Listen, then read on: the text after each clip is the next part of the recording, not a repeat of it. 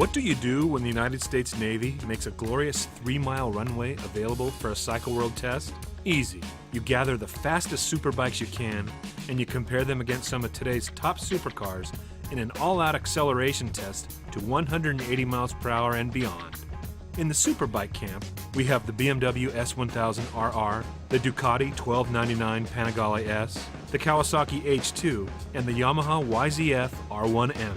As for the four-wheeled vehicles, we limited it to two, the 650-horse Chevrolet Corvette Z06 and the otherworldly McLaren P1, a stunning carbon chassis hybrid that tops out at well over 200 miles per hour. Here's a look at the fun day we had at NAS Lemoore, followed by the performance data of each vehicle.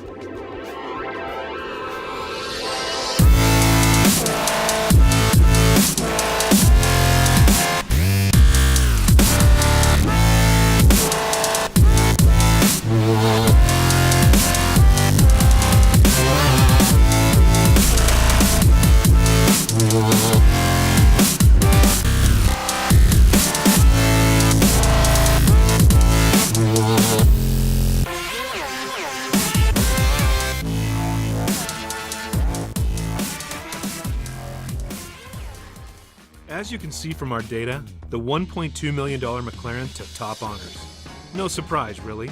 Letting it shift automatically, it shot to 180 in less than 16 seconds, and it blasted to a top speed of 206.5 miles per hour. As for the bikes, well, let's just say this. Each was quicker than the P1 to 100 miles per hour, at which point the immense power and sleek aero of the McLaren took over. What should we as motorcyclists learn from Turn and Burn 2? This. These motorcycles aren't drag bikes, yet they performed fantastically well in the Lemoore concrete. And interestingly, our road test editor, Don Canay, no stranger to speed, he spent far more time fiddling with launch control electronics than he did with tire pressures and the like. At the end of the day, with photos shot and the sun setting on that vast runway, it all boils down to this. Superbikes still have a huge bang for the buck performance advantage over supercars.